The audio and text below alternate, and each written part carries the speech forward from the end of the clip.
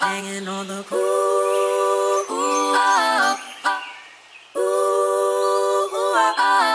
Hanging on the cool.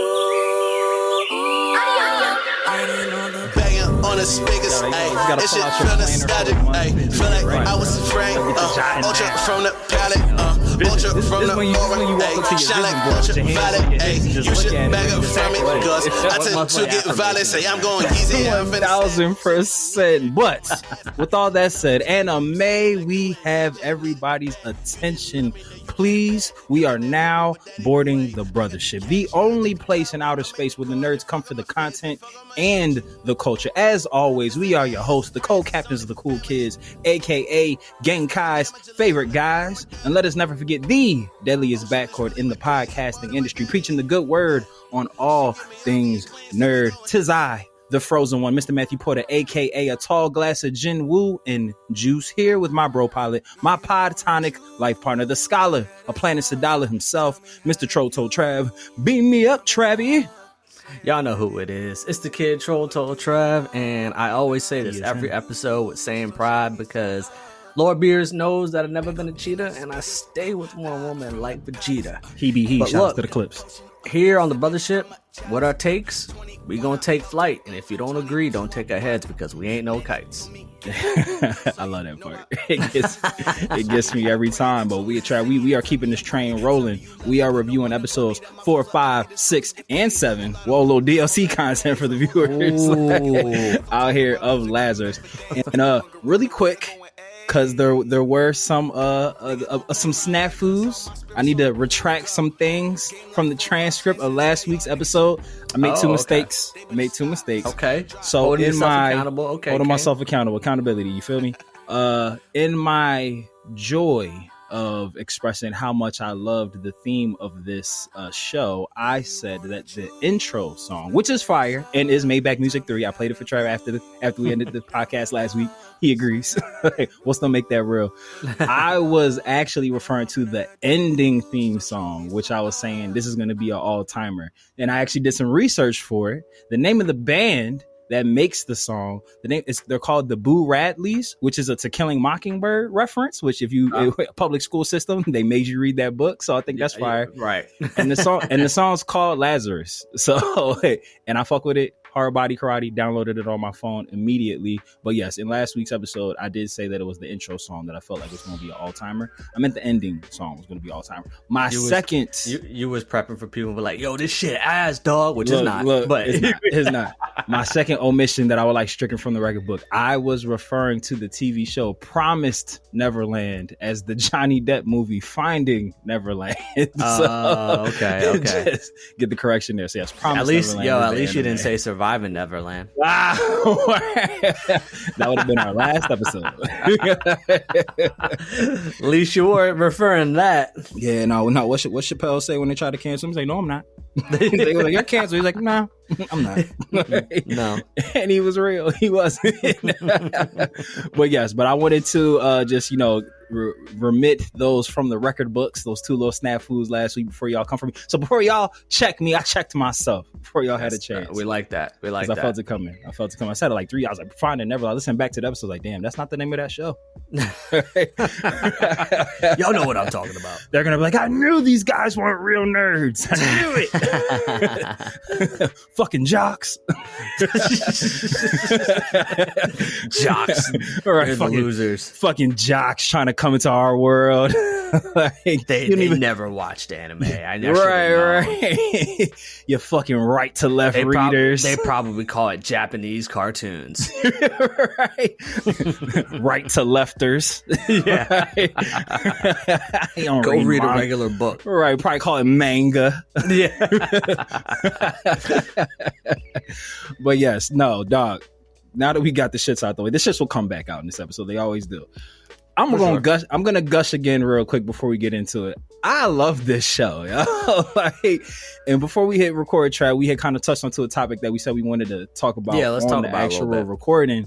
That this show surprisingly hasn't been getting all the love and adulation that me and Trav are giving to it. It actually has been a quite polarizing show, with a lot of people feeling like it isn't that good. Yeah, which to be expected given, it's coming from the creator of Cowboy Bebop. So obviously, I mean, it's like a music release, where major artists drop something and there's going to be a wide range of takes. Like, you're going to get the people that call it a classic after 1 minute in, and it's that's me. And it's 1201, and the album just came out. 3 episodes in, this is a classic. Yeah, you're going to just hear people calling it trash when, they haven't even added the album to their library.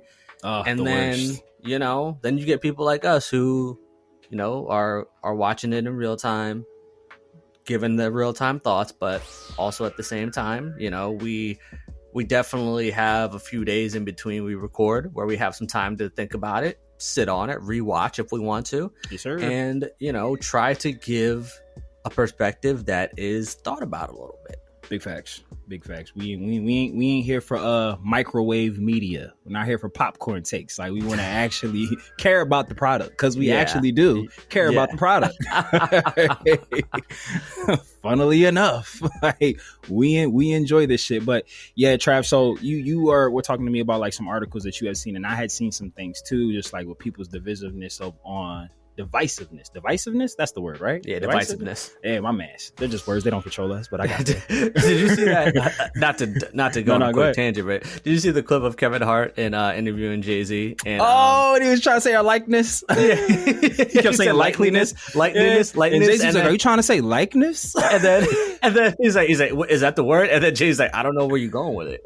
Like, he's like, I don't know where you were going with this. That's the most like polite / arrogant way of calling somebody stupid in the middle. Oh yeah, no, whole 1000% be like condescending to people in the most polite way ever, yo. like he be calling motherfuckers like normies, like in the most nice way ever, yo.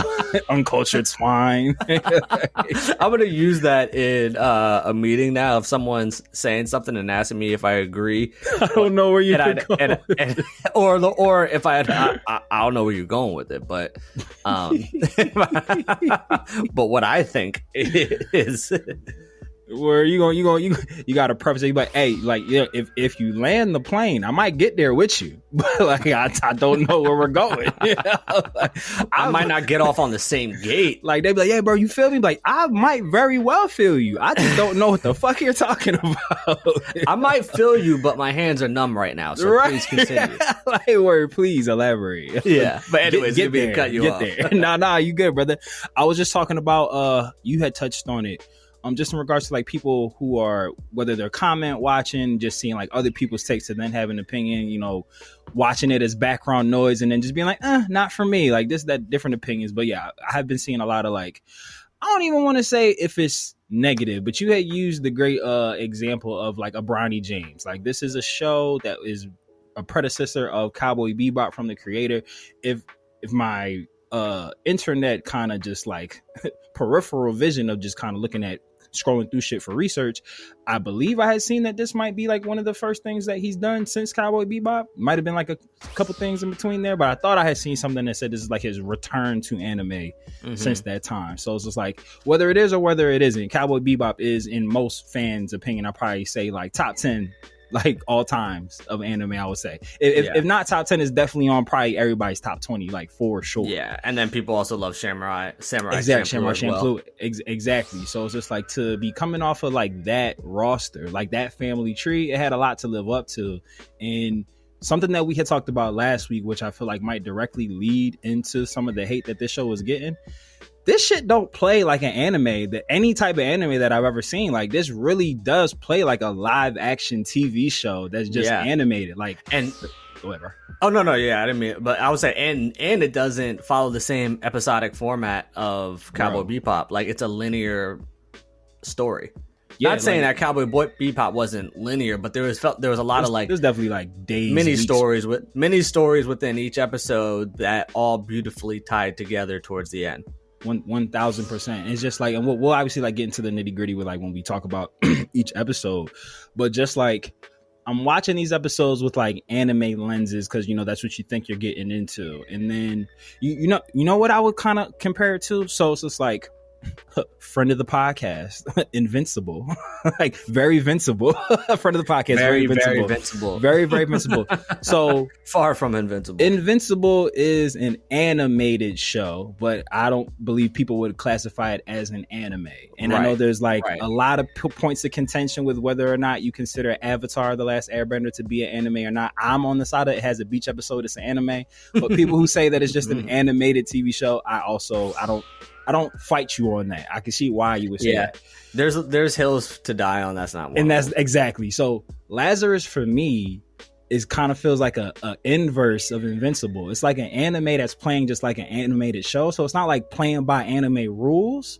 And it does kind of like put you on your back foot a little bit. Cause there was a couple times, and again, like when we get into it, I'll touch more on it. But there were a couple times like where the Lazarus team like came up with a plan and it just fails miserably. You kind of don't expect that from your protagonist in an anime show. Like you kind of expect like, them to obtain pieces of the puzzle until they eventually find Skinner. But it's like they keep swinging and missing. Right. like they have been finding leads and they have gone nowhere. But they haven't necessarily gotten a win per se. Like there's definitely like there's been like, little, I guess you could say mini wins happening, but nothing too major. And also too, just the real life themes that are mentioned within the show. I mean, bro, just episode 4 particularly. Again, very bold choices. 4, and then in episode 7 when they talk about the 4 islands that they need to go to, and these are all 4 real islands that are at risk of climate change in the real world. So of global warming. Can we touch on something with that really quick? I don't know. Again, this Lazarus feels like, funnily enough, it's a team, it's a rogue team doing a mission, following, or even they got rules, but you get what I'm saying. Like this anime again feels like it's kind of breaking typical anime tropes, which anime culture, we all know it can be very gatekeepy and very traditional. So it's just like I'm not surprised now that we're watching the show. I kind of understand anime purists who might be like, this isn't, I'm not feeling this, I don't like it, I thought it was gonna be something else. But it's like I like when like shit kind of like what he's saying, Black Panther scoffs in the face of tradition. I will not have it all. But it's just like, again, like with them following these leads, you're like, oh yeah, this is gonna be their big break, and then it's like not. It feels like on some like, I really feel like if you can, I really feel like I'm watching like some animated shit like NCIS, like on some shit. Like it does feel like it's building up to a bigger thing as opposed to like you were saying, like isolated mini episodes like Cowboy Bebop was. Like outside of the stuff with the Syndicate, a lot of Cowboy Bebop was like isolated mini missions that are just like kind of day-to-day of bounty hunters. And this, like you said, a linear condensed story, and I just feel like it's breaking the tropes. But the part that you had mentioned that I said that I really wanted to touch on really quick, I'm really digging all these like Western culture references like in the show. Like, we got a SoundCloud reference, we got MIT, like you said. When I saw SoundCloud, I said, damn, bro, I geeked, yo. And it's crazy. And let me know if you ever felt this way, Trav. And I feel like you kind of got personal stakes in which you could speak on this. I feel like in a lot of like anime and manga culture, or like depictions of the Americas or like Western civilization and whatnot, what have you, there is usually like a sense of like they kind of turn their noses up at us because we got a lot of fucked up shit going on here in the States. I won't disagree. I won't disagree on that at all. But I feel like when like America in particularly is like brought up in anime format, is usually kind of like not in the most positive light, or it's like uses like, oh, them Americans starting wars, or we don't want to end up like this shit like that. But like them using like actual like American cities, institutions, like things that we know over here on our side is like points of reference.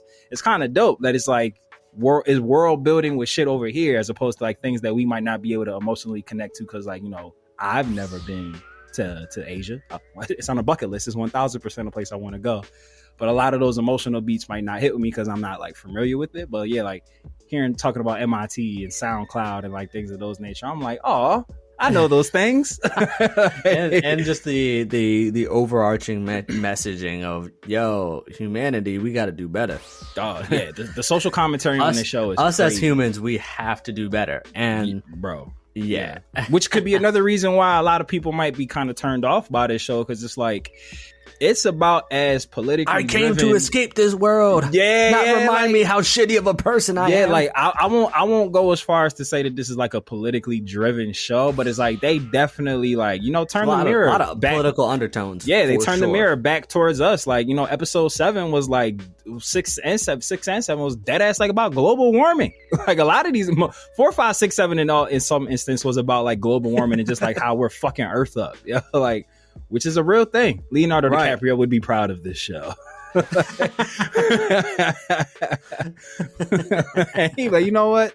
I like the cut of this show's jib. Like, they're talking about. Hey, bro, but dog, like, that's kind of like on some revolutionary type shit. Cause like I know, you know, our generation, you know, like the 90s babies, like the 80s and things like that, like we're tapped in, but like putting global warming and real life you know, earth issues in like an anime show is like kind of brilliant. Like, you know, like it's touching people who might not know about these issues, like whether it's the head in the sand or they feel like it's, you know, propaganda and it's just like, oh, the ice caps ain't melting, we good, I can swim. Like shit like that. It's just like, oh shit, like damn, this might be a real thing. Anime talk about it now, this might be serious. And we'll get into it, but I feel like they are kind of setting up Dr. Skinner maybe to be an anti-hero. I don't know. Yeah, bro, I'm so glad you said that. He seems like he's just like a really fed up environmentalist. He's like, I'm sick of y'all shit. you know his breaking point was before he dropped happening. He stepped outside one day and saw somebody not put a plastic bottle in recycling. He's like, that's it. He's like, that's it.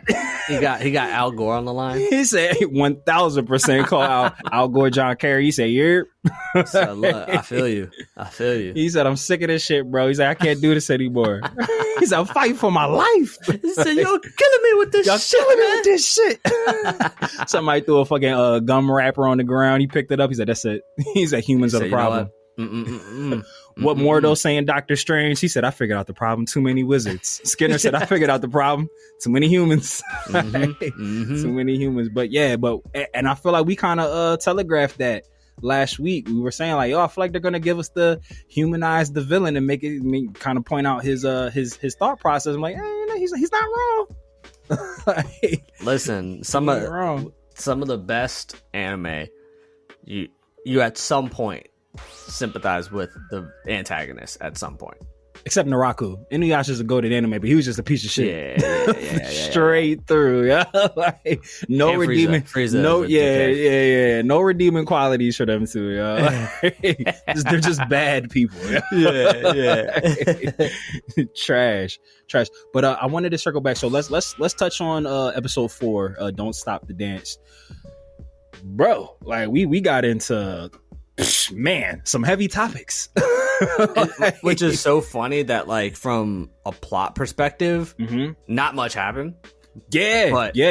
Just the action, visuals, and just messaging. I was like, oh, okay, bro. Like, and that's if this is what their filler is, cool. That's beautifully said. Like you said, like there are some very, very, very, very heavy topics that are touched on this episode that are like things that unfortunately happen in party culture, party promotion culture. But like you said, like they didn't take it but so far because like none of the bad stuff happened. But just even having that be like a background plot point for me just kind of like again reinforced the fact like, oh, like for an anime to be like, hey, this is a background plot point, it kind of like turns the mirror towards us like, oh, this should be happening, like just on some regular, on some humdrum shit, like shit like this really be happening. Like, I wouldn't be surprised, you know, I'm not let me find some paper, here's an envelope, knock on wood, that, you know, this is an extreme embellishment, but it's just like, unfortunately, like watching this party promoter, you know, use this punch bowl to just drug massive amounts of women and just, you know, have all his homies. If you ever seen Blink Twice, oh shit, spoiler sounder. Mikey's. I'm not gonna get into it. Is but the underlying message here to avoid finance stock bros? Bro, dog, I loved the scene where Christina, we're gonna call her Chris. I feel like we family. We're gonna call her Chris. Yeah, yeah. I feel like, which isn't even her real name, but we'll get there. But yeah, I feel like when they were like trying to do the profile on the dude, and they was just like, oh, I feel like he's like this type of guy, this, and the bull Sam Stevenson. Yeah, that's American as hell, bro. And Leela was just like, he can't be that bad, and they pulled up like his IG and shit, and he was just a fucking douchebag. Yeah. He basically was Dan Bilzerian. Yo, 1000%, bro. Like, like when he was just like a really pervy Mr. Beast, Mr. Freak. But Mr. just like Freak off. Yeah. But like just like that. Again, the social commentary of them seeing just like this super cringy thing and just like having that reaction, like, ugh, bro, like, ugh, you think this is cool? Like, you sicko. Yeah. And again, even the whole them wanting to get, so the whole premise of this one is, again, like we had talked about, Trav had mentioned, like Lazarus, they're still looking for Skinner. They're chasing leads, basically. They're throwing shit at the wall to see what sticks. You know, the last 3 episodes we're getting closer. It's like, you know, 3 steps forward, 2 steps back type times, kind of like the theme of this team right now. And we get into party promoters. What was his name? Steve Stevenson? What was his name again? Sam Stevenson. Yeah, because Elena is noticing all these different deposits that are happening at these ATMs across the world. Money. And under the alias Dr. 909. Yeah, buddy.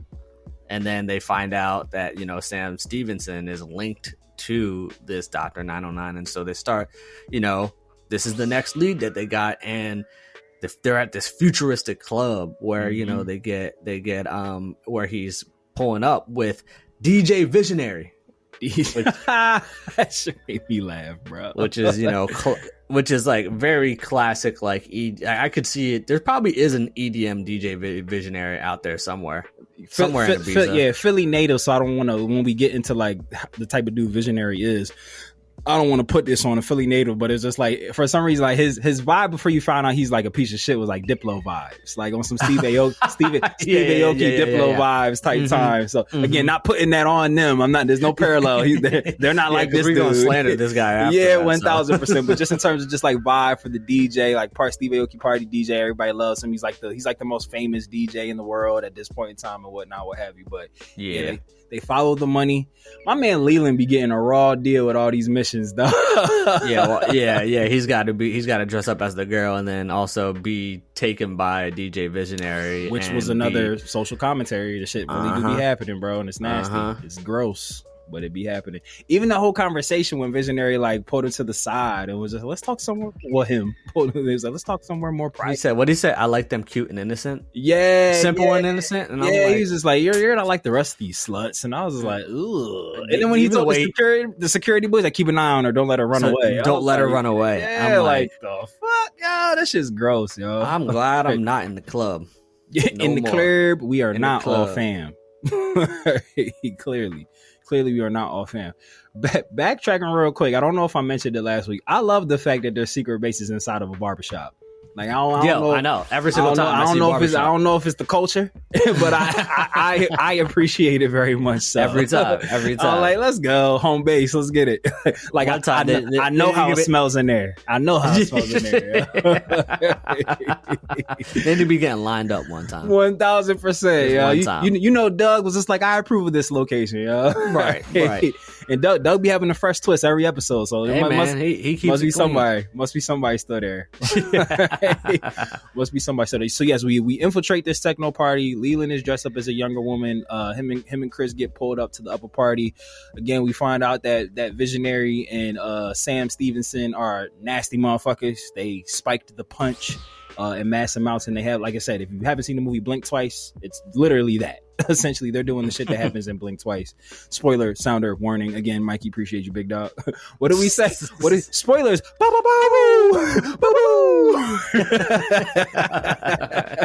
Still don't know what I was trying to emulate there. I love it though, bro. When I listen back to the episode, that shit geeked me so crazy. But yeah, let's talk about Doug's dance moves real quick. Yeah. Yo, they did my man wrong.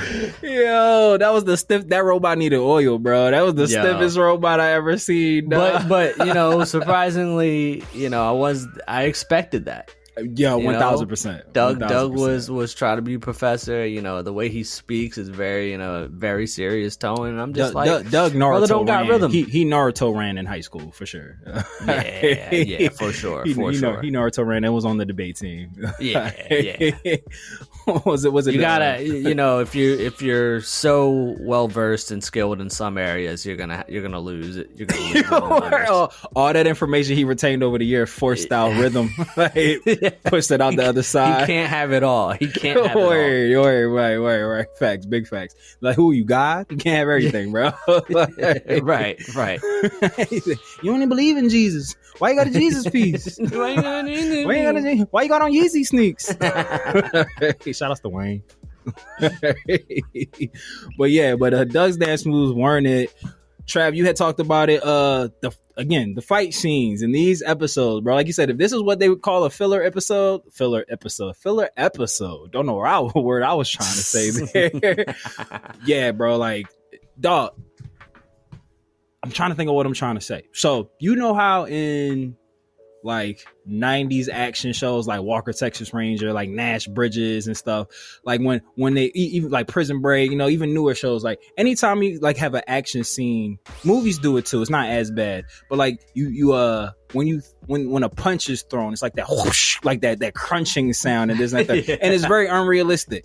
I don't know what it is about. Yeah, very comic book like. I don't know what it is about like the noise, the effects that they use for fight scenes in Lazarus, but it's just like it sounds like when someone in real life gets punched in the face, like skin on skin contact. Like they don't over embellish it, and I don't know, it just makes it feel like I'm watching a real fight scene, like somebody really getting the paws of the face, bro. Like I'm very curious with the fact that John Wick's director like helped choreograph these fight scenes. Like I wonder if they're like mocapping the fight scenes and then just like animating around it, because it's like the animation does look a bit different. Like it's very fluid, it doesn't look like this shit's drawn. Like it kind of it's obviously not CGI or anything like that, but like I'm real curious, and I kind of feel like they might. If I had to take a guess, like I wonder if they are like actually mocapping these fight scenes and then like animating. Isn't it done by the animation studio that's doing it is Mappa? Isn't that the animation studio that did Demon Slayer? I believe those are obviously god tier fights as well. So,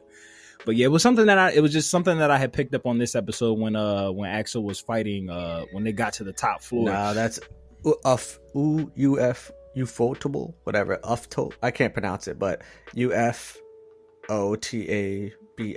That's what Demon Slayer is done by. So that makes sense, because that's the same animation studio that did the Fate /Stay series, and those are okay. Those animations are always like crazy on point.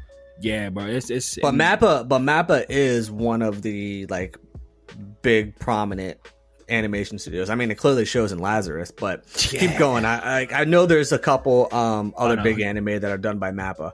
Big facts. Yeah, I was just saying, like, it's just like watching like when there's like conversational pieces happen, or like exposition monologues, this and the third, versus like when the fight scenes come up, the animation does look different again, and it feels fluid, it feels real again, like it sounds like realistic. It doesn't, again, like I can see why there are some like anime purists that might just be like, oh, this feels not like an anime that I would really like for appreciate. And by the way, the Chainsaw Man, Jujutsu Kaisen, heavy final hitters. Season of Attack on Titan, the heaviest of hitters. Got it. So they got Mappa's legit. The heaviest of hitters, name of this episode.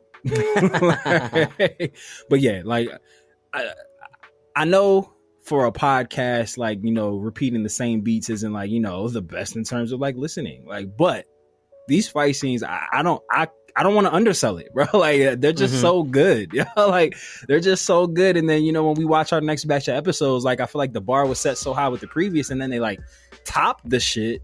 I'm just like, man, like I can only imagine like when we start to get to like the back of these episodes, like the last couple, like I would imagine that there's like some big action sequences. I know, because I do feel like this is the calm before the storm, because I feel like after episode 5 or episode 4, 5, 6, and 7 feel like the calm before the storm. Yeah, I feel like shit's about to less action, a little bit more dialogue. We get a little bit into the backstory of Elena and where she comes from in episode 6. Yeah, in episode 6. And so, but yeah, so I mean, like basically just to move on from episode 4, they the big shout outs to the swordfish, the little the swordfish tribute there. You saw that?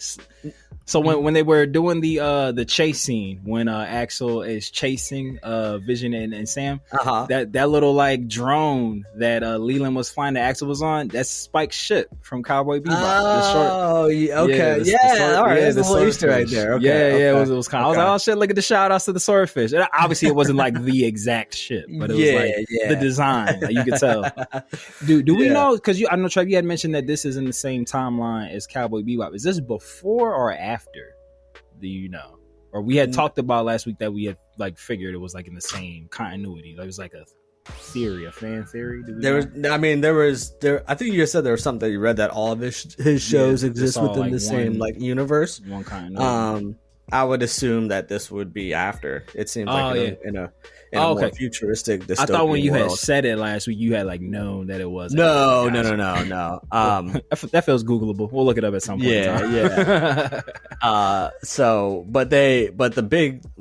The next tip that they had basically is Pretty Vacant, episode 5. Yeah, they lead into that because at the end of the episode when they do talk to Sam Stevenson and Visionary, they don't have any contact with Dr. Skinner. They've never encountered him, but they do reveal that the company that does distribute Hapna is Delta Medicinal, and they're the ones that conducted the clinical trials for.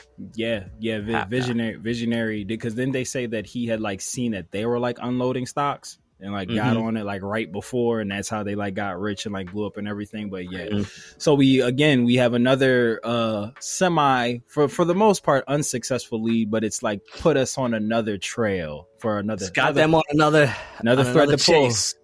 pull, and that takes us right into episode 5, Pretty Vacant. And we had said at the start of the episode that all these positive Western culture references, I don't even know if SoundCloud came from America. Like, it might not have. Like, I'm pretty sure it probably didn't. Let me look that up, because we as typical Americans taking credit for it. So let me say, if it's not an American or Western civilization creation, it's something that is very big here. So that's Stockholm, Sweden. Oh shit! Shout outs to Sweden. It was established. So SoundCloud was established in Berlin, actually, on August 27, 2007, but by Swedish sound engineer Alexander Ljung and Swedish electronic musician Eric Wolfros. So I guess they are according to, it was founded in Stockholm, Sweden. So maybe then it was established in Berlin. But anyways, not America. Got it. So so for clarification, a lot like, I would say the reason why I was citing SoundCloud as like a positive Western culture reference is because it's very popular here, like TikTok. Not from America, but it's very popular for here. Sure. So it's something that people can be like, oh, for brand familiarity, essentially. SoundCloud is very familiar. It's a lot. It's a way that a lot of American like artists of that time are able big. To. Big Sean. I mean, there's really the SoundCloud era. Not Big Sean. I mean, why the fuck I call him Big Sean? Chance the Rapper. Same. I mean, it's parallels. The bull Russ. He said he was just releasing songs on SoundCloud every single day. And then like, which song was it that Drake stole the flow of wasn't it from XXXS Tentacion? He heard one of his songs on SoundCloud and then kind of like ripped that flow from one of his records. I was about to say, it's gotten so embedded into the culture that, being referred to as a SoundCloud rapper is a deep insult amongst musicians. So, yes. So it's like I said, there was that very popular over here. I ain't like none of these SoundCloud rappers. But yeah, so we got this really cool SoundCloud shout out where a encrypted message was being sent out that was the actual clinical trials for Hapna. Yes, revealing that our boy Doug says, he said, you know what? I've heard a lot of trash music before on this platform. He said, hey yo, I got an artist I want y'all to listen to real quick. And they stumbled upon the case files. he was in his dorm room listening, and then it shuffled over to some random SoundCloud artist, and he had enough of it. So I was like, you know what? I'm going to pull this up as an image file so 1, I don't need to ever listen to this shit again. And then that's how they found the clinical trials for Hapna. Look, and then let them write the Skinner. Show's over. Boom. That's been Lazarus, everybody. Yeah. There's actually not an episode 6 or 7, guys. Yeah, we gotcha, geese. Whether you watch it or you read it, we all need it. But yeah, no, Elena, the MVP that she is, fucking gun, is the one that actually cracked the code for the SoundCloud rapper secret message. That was, like Trav said, it was audio files that were converted into images. That was like the whole clinical trial that did show that the monkeys that were tested on. Why monkeys always got to be the experimented on? Why can't we do like fucking mongooses? I know, like for some reason, like that, like it hit me in not in my feels, but I was like, damn, it's always got to be the monkeys, man. Not the monkeys, man. I know Frieza probably got a kick out of that shit, but like, I know, bro, like, why not one of the animals that's like on the list of like okay animals to hunt because they overpopulate shit? Why not test shit on deers? Geese and shit, like, you know, like possums, like some shit. Obviously, these are all what jokes, is not good for the environment. We're not encouraging like clinical tests on animals. These are obviously jokes. But if you're gonna pick an animal, why monkeys? Leave them alone. I feel like I don't know like what their environmental benefit is for like the earth, but I feel like they're like on the very like precious animals, let's leave them alone list.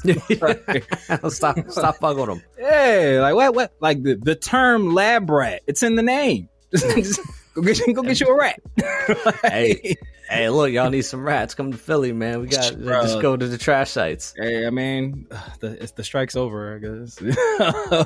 They got work. Listen, they said the trash cycle's resuming on Monday. They got work. Hey, look, bro. Yeah, I'm about to say, as a Philly-based podcast, we're not gonna, express our true thoughts on the bang up job the mayor did, and like the sanitation workers are severely underpaid 1,000%, bro. And what they get paid out for sure.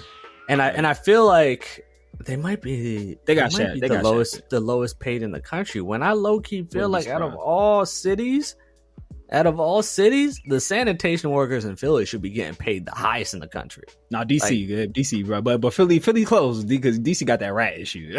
Okay. But like they got rats like we got squirrels. DC, Philly, and New York, those sanitation workers should be the highest paid. Yeah, bro. It's just like them and teachers. Like, I don't know why we just can't figure out, like, hey, the people who like, keep the shit running should probably get paid the good money. Isn't it crazy that the essential workers don't get paid the most? Bro, like you would think because they're quote unquote essential. Yeah, like and as somebody who works, like in an essential industry, it's just like we already don't get all the cool holidays off. Pay us. I'm not union, so I won't say that their struggle is my struggle, but pay them for sure. We stand with them. 1,000%. We stand with them for sure. 1,000%. Yeah, like I said, we won't get into the weeds, but what they got isn't enough.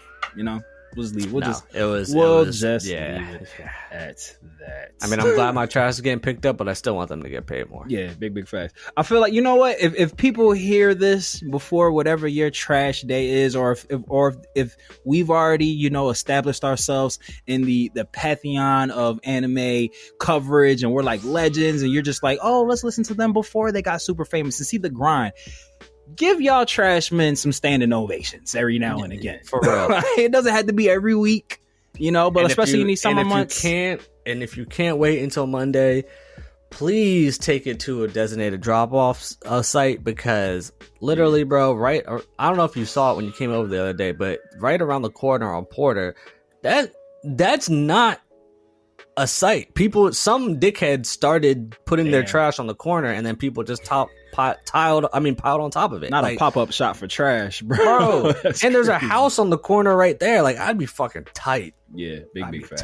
Big facts. I know somebody had said that pre all this getting resolved, and again, I use the term resolved very loosely. They was just like, man, motherfucker should have just took all that shit to City Hall, just dumped all the trash. Right? That's facts. Shoulda. Right? Facts. Load up some trucks and just dump all this shit off at City Hall. Yeah. Damn, that's what they should have did. They should have like collected the trash like on some regular route shit and then just dumped it all off. Hey man, they calling it Parker's Piles, so put them all up right there, bro. Like let her smell what she's cooking.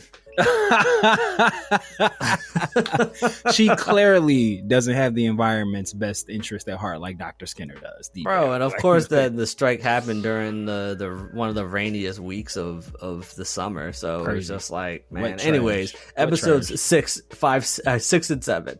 Episode 6 and 7. Yeah. So pretty vacant. It was I would say it was probably a very isolated episode. It was pretty much just hacker versus hacker. We got introduced to Popcorn Wizard, who I feel like is gonna show back up 1000% a Radical Edward Volume 2. Like literally ad off Cowboy Bebop. Like they confronted the president of Delta Medicinal, who he also has no contact with Skinner right now, doesn't know where he is, claims that they did not know the adverse effects of Hapna. They claims that they did not know that it was going to cause death at a certain point. And they are also invested in trying to find this cure and help out with the cause. I mean, like, I don't say that in a way of like, oh, there's some like this big pharma president is now like a savior. Nah, he just realized that, if it comes out that there ain't no cure and they're the ones that had the clinical trial, I mean, the company is done so he ain't trying to lose. He had a nice crib. He ain't trying to lose that. I don't know what comes after Delta in that alphabet, but it was on the way.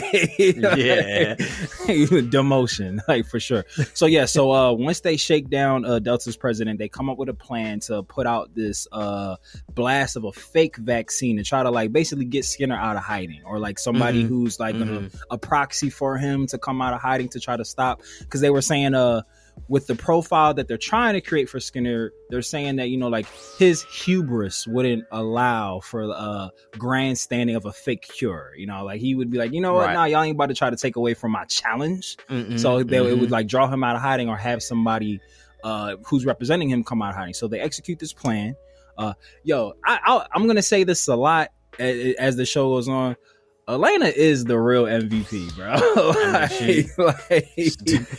like, dog, just like all the shit, like just the way that she like covers every position, and just like her skills and expertise, and just like every lead that they have gotten, even though albeit they haven't been very successful, but they've like helped they're chipping away at the ice block to make the designs. Like Elena's been like the main driving force like behind that, bro. Like, even more than Dr. Hirsch. Like she just be showing up. and look, and we learned a couple details in episode 7 about Hirsch that scandal. I don't know about her just yet. One thing that I do want to talk about for episode 5, Trav. I was so confused by that elevator fight scene.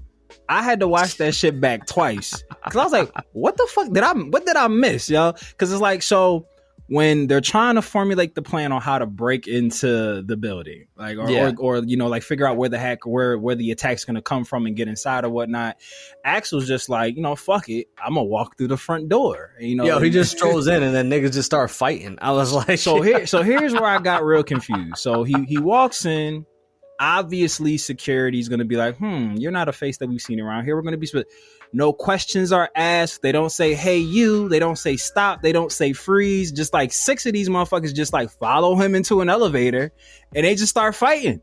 I legit had to rewind. Like, did I miss a scene? Like, I thought that too. I thought that like, because I was watching it later in the night, and I thought I fell asleep or something. Bro, I was like, wait, hold on. What? And that scene where the doors are closing and it does like the close up of like the black security guard and Axel like getting real close. I thought they was about to start making out. So I was like, oh shit. I thought they kissed. Yeah, I said, oh, bet Axel's seducing the security to get him in. Okay, I thought I was tripping. I was like, because that black security guard, I don't know if he looked like he knew him, right? Like he kind of like knew him. He double took.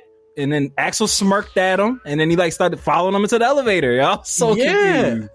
I was so because bro, And then Right. and then the female security officer she was the only one that was like putting up a fight. Yeah. And not gonna lie, like that specific scene, the animation was kind of wonky for that. And going back to like the mocap shit, and it felt like it was like animation just plopped on top of like CGI kind of. Yeah, it was very strange. Okay, all right. I thought it was just like, because at that point I was like, maybe I should watch the next 2 episodes tomorrow because I feel like I'm tired. He's getting drowsy. Yo, I dead ass thought that they were like introducing people who took Hapna maybe as we're getting closer to like D-Day, like psychedelic effects start kicking Shit, in. I thought I was on Hapna watching bro. that Dead ass. I thought that Axel, like, because you know, like we get the countdown timers all the time. Like I thought maybe Hapna started to have like psychedelic effects on the people before they kick. I was so. I thought I same thing, bro. I thought I fell asleep.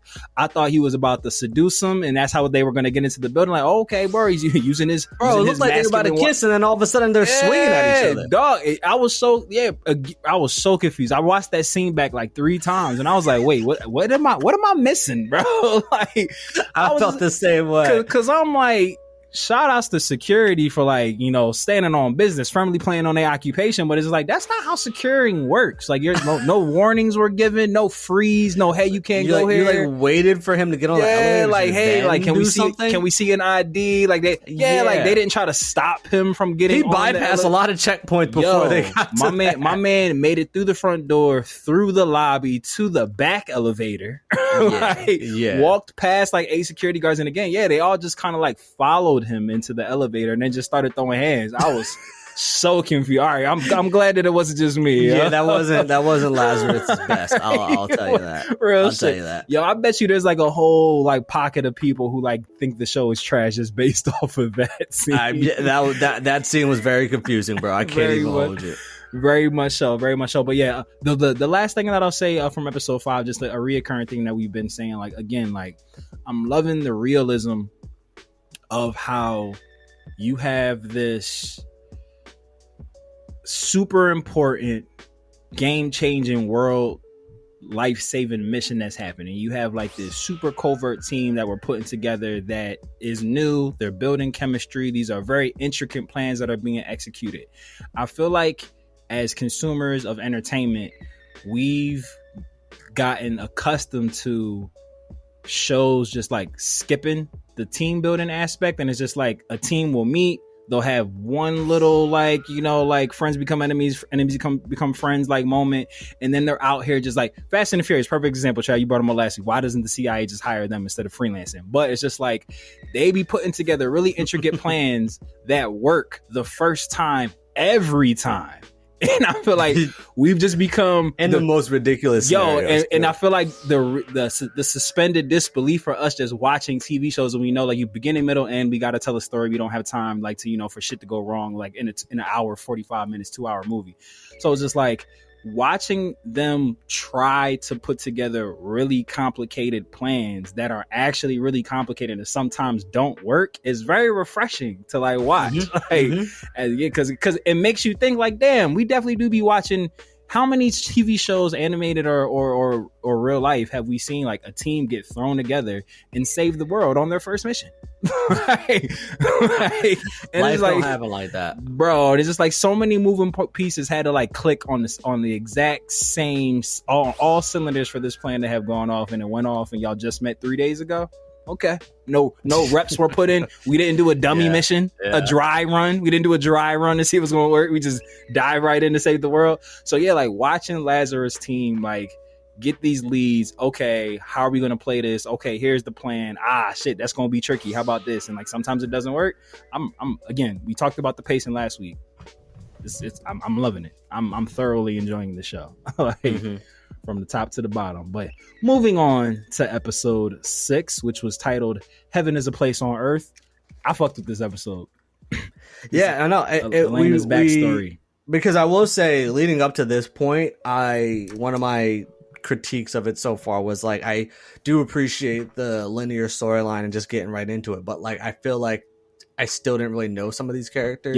Yeah. To an extent. Like, and I still don't know some, like, there's still need to learn more about Doug, Chris, Leland, and even Axel. Like Right now, it's just like, yo, he's mad flexible, mad acrobatic, very good at fighting. Like, and I guess we'll see if it's a really big plot point, but we kind of missed it. So the kind of like monologue, I didn't realize that all the monologues at the start of the show were how each member of the team got on happening. I just thought they were kind of like random testimonials from people. So I was like, oh shit, this is even more intricate. But there's a little line at the end of Axel's testimonial where he says like, oh, like I guess Hapna doesn't work on me. Like he said he tried it, he headbutted hit the bars to his cell, nothing happened, hurt like hell. So he was like, I guess it doesn't work. So I wonder if Axel's like immune to Hapna, like he's not on like the death trigger, like the count. Yeah, well, in episode 7 when Hirsch is having that conversation, she basically says like everything, something like that. There's some tie that Axel has to Skinner or to Hapna, and that's the reason why they sought him out, because maybe Hapna doesn't have an defend him. Because don't forget when we had talked about in the last episode, and all of the people of Lazarus had said they had taken Hapna, so they're searching for the cure because they're gonna die too. Yeah, they're also susceptible to die as well. Yeah, and so maybe with Axel, he could be. Like something about him that they learn about Axel, or that we learn about Axel, could be the key of helping find the cure, or maybe they even come up with an alternative if they don't, if they're getting close to day 30, not anywhere close to finding Skinner, and they're like, hey, we've also in the background been doing these like blood work on Axel, and we found out that this could actually help prevent the death for those that have taken Hapna. It's definitely giving like Maze Runner vibes. If anybody's, I'm not fucking no spoiler for that. That movie old as shit. If you haven't seen Maze Runners by now, like that's just on you. Yeah, no. So definitely like, again, no spoiler warning here for Maze Runner, but yeah, like the main protagonist Thomas, there was also like a deadly virus in the world, and he was the cure because, of course, main character. Why wouldn't you be? But yeah, I'm real interested if it's like, because like the way that Hirsch was talking about it in episode 7, and we'll touch on it. Like, it felt more than just like, oh, maybe his DNA is the secret to the cure. It felt like, I don't want to go as far as to say, because we've seen the long lost son, older brother story so long, so I don't know. I don't really want it to be that. Yeah, I don't think he's like Skinner's son. Yeah, but it seems like, that is more than just like his immunity. It seems like it's more than just that. Yeah, like, there's something about Axel. Like, he's involved. There's some ties towards him. Yeah, 1000%. But yes, but like you were saying, Trav, you had felt a bit disconnected prior to not knowing too much about characters, but we got all the Elena exposition in this episode, right, bro. Like, she's like, I came from a fucking cult. 1000 AI cult again, going back into the social climate of this show, with all these technological, advances that we're just kind of throwing out there into the world. I mean, if they don't exist now, an AI cult is definitely going to be formed, and we'll see a Netflix documentary about it not too long after scenes that. From Lazarus will be used as like reference points to like, oh, it has been alluded in shows such as Lazarus. There were plenty of times that we could have turned back. like shit like that.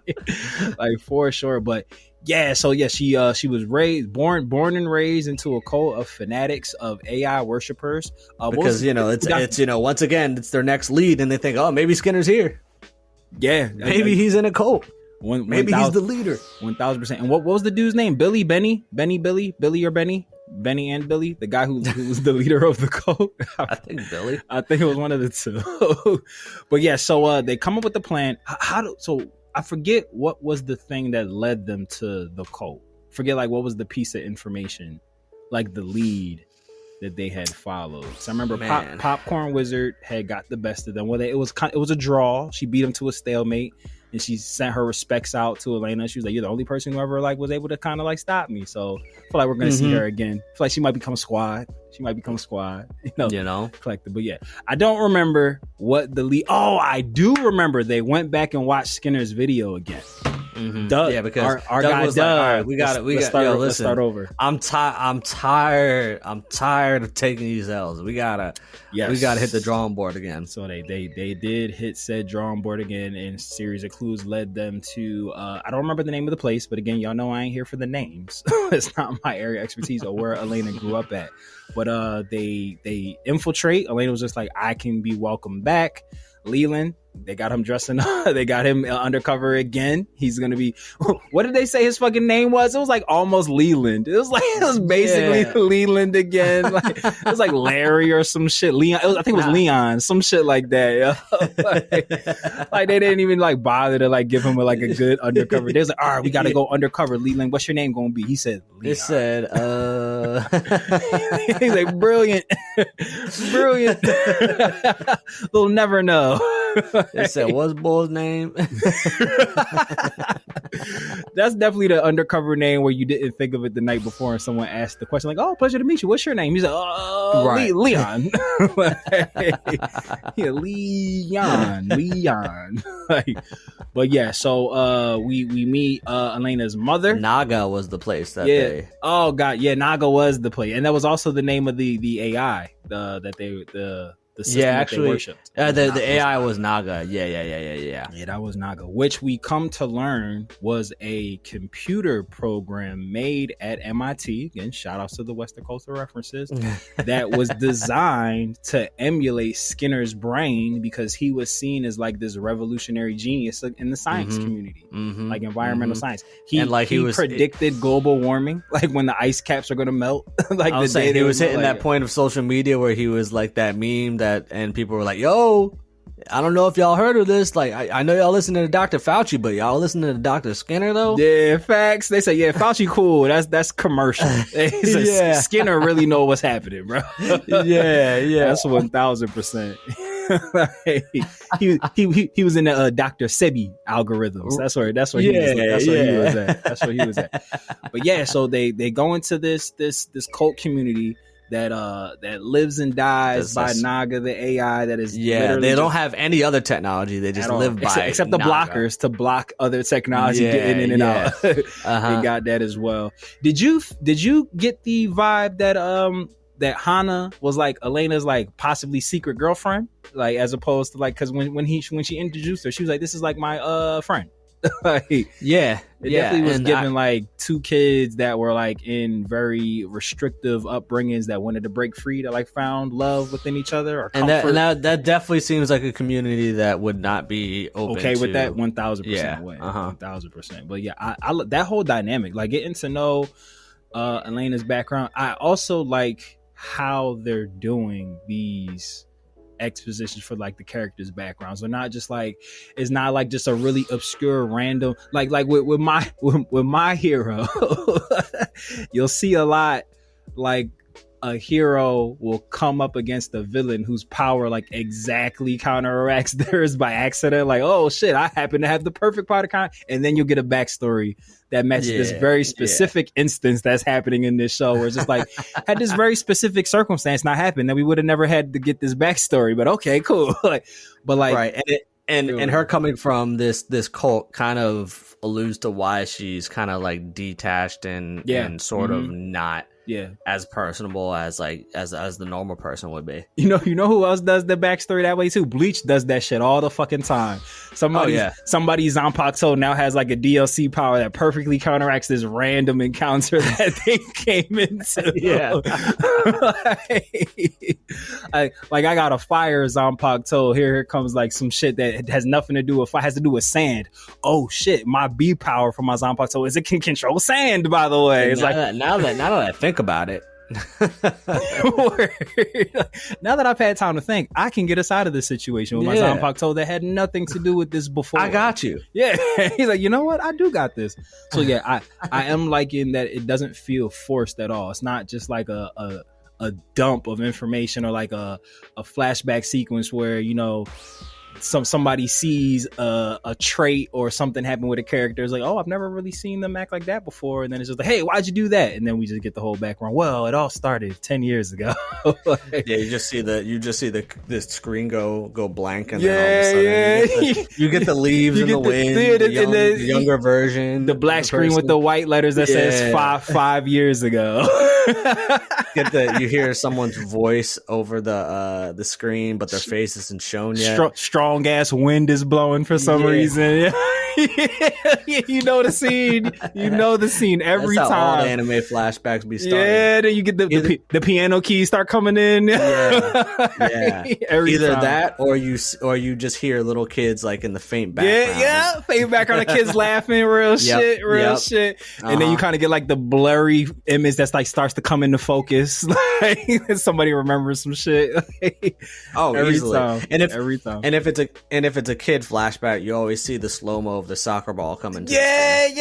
All the time. Or it's like a slow mo of like a getting pushed on a swing, like some shit like that. Every time, or tripping as you're trying to keep up with the main athletic leader of the kid pack. Yeah, or like they'll like look off into the distance and you'll hear like the playing sounds of kids at a lake, like just splashing in the water and shit, laughing and shit. How can you not love anime, bro? I know. It's great. It's great. It's so funny, dog. It's so campy as hell, and I love it. Like, we just be accepting it. It's like, yo, that's what happens in anime. Think nothing of it. But again, Lazarus breaking the rules. They said, nah, like we're gonna give you like these backstories in essence of actually pushing the plot forward, which is like, what a novel idea. You know, like, but I feel like you see that a lot in like live action shows like Lost and shit. Like people's backstory pushes the story forward. So enjoying it a lot. But yeah, the reason why they are infiltrating the cult is because they feel like Naga can get them to Skinner, because Naga's whole programming is it wants to emulate Skinner, wants to do what Skinner did, make the world be God basically. And they're like, damn, well, new God flow. Yeah, right, facts. So they were just like, if we can kind of infiltrate and like look into the database, we might be able to like, you know, figure out who's the person that designed this off of Skinner, like how this happened, maybe find him directly, whatnot, what have you. They also feel like maybe he's involved. If there's a computer based off his brain, why would he not be there? Like maybe he's the leader of said cult. You know, going back to the Elena's like, maybe I can hack Naga and be able to find out, you know, where the IP address. Exactly. Going back to the realism of like, it's not one solid plan that they threw together that's going to work perfectly the first time. It's still like, hey, let's get into the place. He may be there, he may not be there, but let's check the computer. It might have information on how to find him, it might not. But like, we won't know until we try. Like, right. And I like that. And like, cause I mean, that's like recon, like shit like this, like recon work, like how mission, this is how it would be. Like you follow leads. Sometimes they work, sometimes they don't. It's not like, oh, he should be here. You go there, then he's here. Now the show's over. One episode. Like, they have the whole planet Earth to search, and in one episode they find them. Yeah, type time. But you see shit like that all the time. You know, like those travels. Dragon Ball Z, I feel like does it all the time. Anytime they're looking for somebody, it takes one episode to find them. They'll find them at the end of the episode as they're like getting ready to fade out into the credits. Right.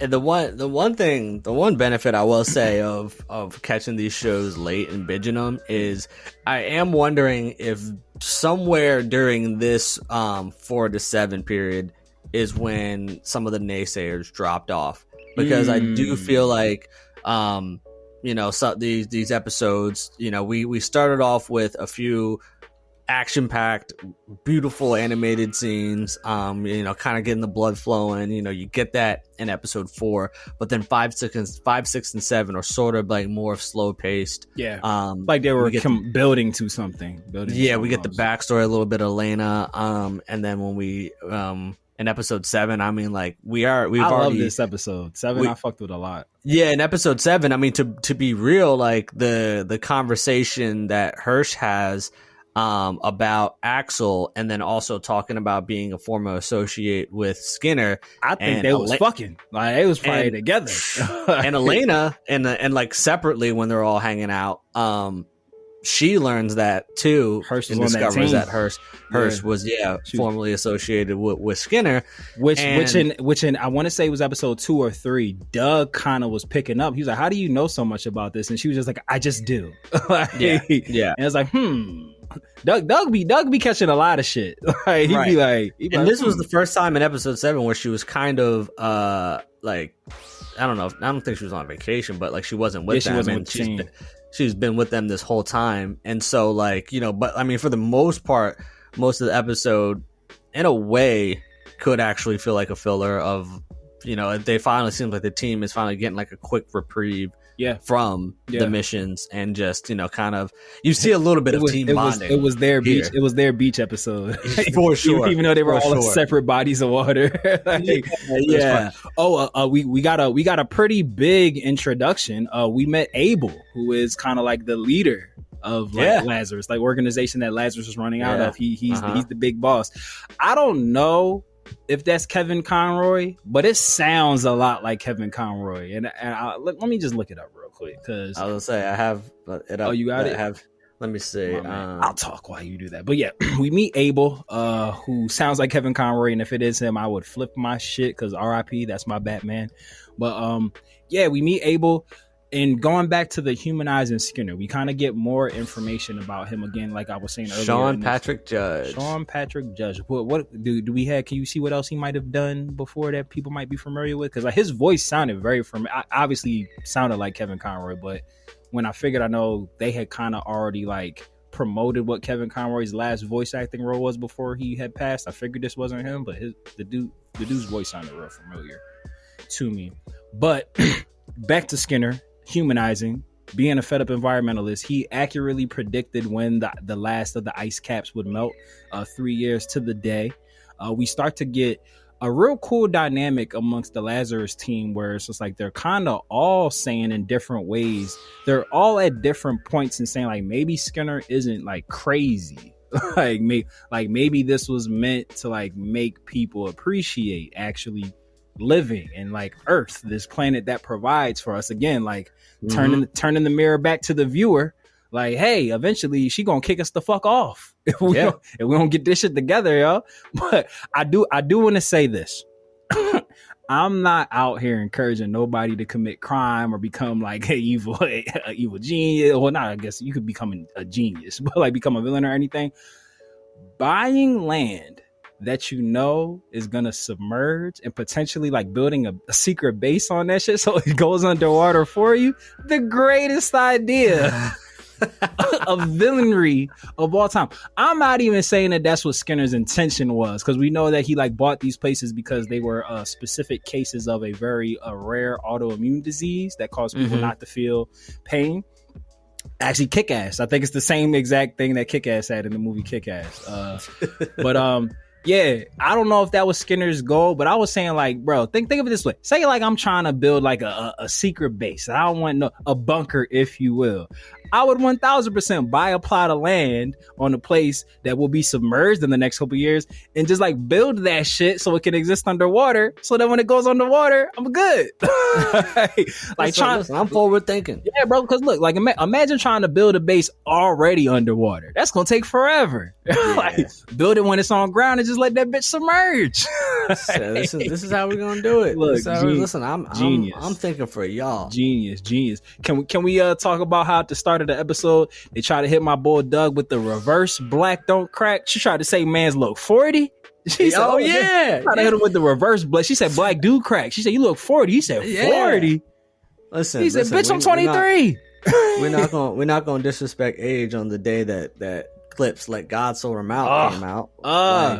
Them brothers is 50 and look like they're 30. I be he. I really do be he, bro. Like Doug said, I'm 23. Yeah. He said, I'm Brian out here. What you talking about? Yeah, bro. He's like, what? He said Akron, Ohio, first round draft pick. St. Vincent, St. Mary's, 23. What you talking about? 40.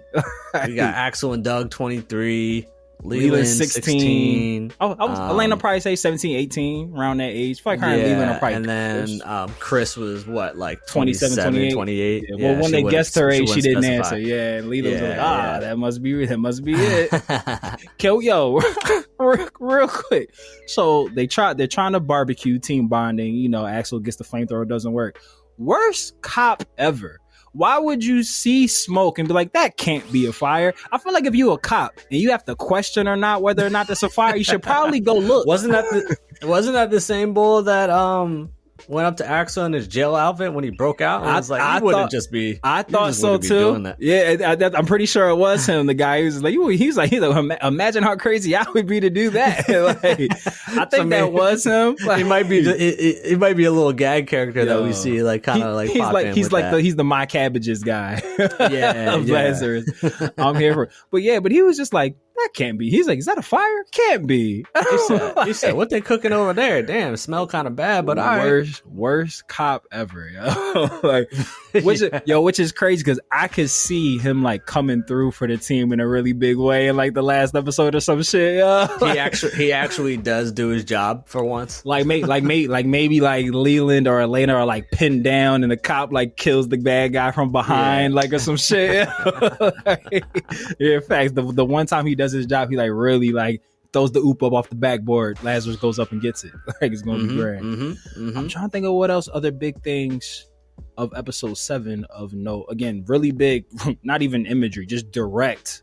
Global warming, do better, America, Earth. Like do better, people of Earth. It's like this shit's real. Real shit. I will say they did make it up to Doug by trying to hit him with the reverse black don't crack. Can I say, we talk about inclusion, we talk about representation, we talk about, you know, the providing a voice for the voiceless. They done allowed black people to see a black man swimming in an anime. That's what they did for us. They said, community, we do know that a lot of black people actually do know how to swim. It's a trope that we will carry. Nay, we will carry it no longer. They let my man scuba dive and he did it like a motherfucking professional. That's what I'm saying. I don't even got no wise words for the podcast today, man. I just know that my man Doug was swimming, and for all y'all that say black people don't swim, look, they doing it in anime now. So anything is possible, baby. Suck a dick. Fuck out my face with that. I was in advanced swimming class. You seen and he ain't have a spotter. And he didn't have a spotter. My man went down solo dolo. I'm saying. He said if we run out of air, he said I can just go back up. Like, we'll be fine. Real. Like, we'll be fine. But yeah, so I really enjoyed episode 7. Again, it was a very condensed episode. It was a lot of them. They tracked down that Skinner had bought 4 different pieces of land in 4 different locations that had suffered from effects of global warming. We meet a bunch of people. Well, not a bunch of people, but we learned Skinner bought these places that were in areas inhabited that were people that had this very rare disease that Hapna was legit built off of their DNA. Essentially, they can't feel pain, which will happen. One of the effects is you don't have pain, you don't have feelings, you're just kind of just like in a constant state of just like existing, like you're just there, like not feeling nothing. You know what I'm saying. And apparently that's all the rage in this timeline. All the rage for the kiddos. People say, I'm tired of feeling things. That's the commercials for Hapna. Tired of feeling shit. They said, take this Hapna. Boy, do we have the drug for you. Their shit, they got OC Genesis. I'm in love with the Hapna. I'm in love with the Hapna. I'm in love with the Hapna. That's how they got everybody hooked. Yeah, right. Marketing, baby. Listen, man, Stove God Cook's about to have the most fire Hapna record come out. Big facts, dog. Gonna kill the charts, bro. Billboard 100. Like, it's on it. But Trav, is there anything else from episode 7 that you wanted to touch on that we might not have covered? Again, we did get kind of like a reference that at a minimum, Hirsch and Skinner have a cordial relationship. At a minimum. Like at a minimum, they were friends. They got something. At a bare minimum, they're friends. And you know, we know that Abel, who is the head of Lazarus, and Skinner seemed to be a trio, or if not a trio, that they definitely were like worked in very close proximity. Both of them were very confused just based off the temperament of Skinner and who he was as a person and how they knew him to be. Like, they are kind of like confused as to why he would do this, why he would go into the run. Hers from her declaration, why I feel like they fucking, is he was just like, why would he leave me behind? Like, A, why would he do this? And B, why would he do this without me? Type time. She a scorned ex. Yeah, she tight. It'd be crazy if that's what we end up finding out. She put this whole team together just so she could cuss this motherfucker out. She's actually the real creative Hapna, and this was her way of getting back. Real shit. Yeah. Or he hit her with the "it's not you, it's me," and she's just like, you know what? That's it for Earth. Like, all y'all done. If I'm done, then all scorched Earth. It's over. But Trev, outside of like the declaration that Black people can swim, do we have any other wise words of wisdom that we want to offer to the folk before we close this bad boy out? Listen, protect our environment, man. Big facts. Earth is dope. Earth is my turf. Earth is my exactly. turf. I love here. We had Freddie Mercury. Bless our ears. We got Matt and Trav Earth. Here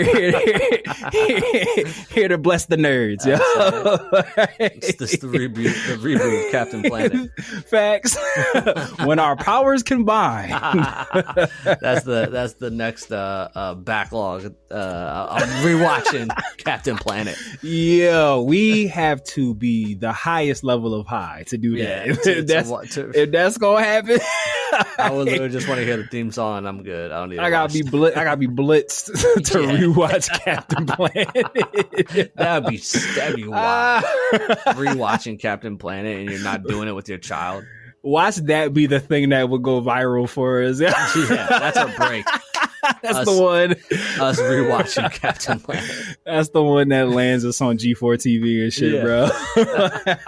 G4. Yeah, because you know what it is? Like, we're going to recover Captain Planet. It's going to reestablish traditional values of protecting the environment. It's going to introduce Captain Planet to a whole new generation of people that never would have seen it. People going to start recycling again. It's going to be great. Greenhouse gases are going to go down. Yeah. Look, bro, air pollution, smog is going to clear out. It's all going to be because we rewatched Captain Planet. You're welcome, Earth. You're welcome. But to our to our lifers, listeners, and followers, we have reached our final destination as we arrive aboard the Nama station. But the journey never really ends. And we know that we can't change this world without you. So lend us your vibes by way of likes, listens, reviews, and subscribes. And the easiest way that you can do that, and how you can also support our sister Star Wars podcast featuring yours truly and super producer Mikey, Annie, Are You Okay? A Star Wars podcast, is by clicking the all-powerful link tree of might in the episode description below. And just like the North, always remember, whether you watch it or you read it, we all still need it. So open up that nerd eye, point it to the sky, and we will see you next time aboard the Brothership. See you soon, space cow people. Yoda.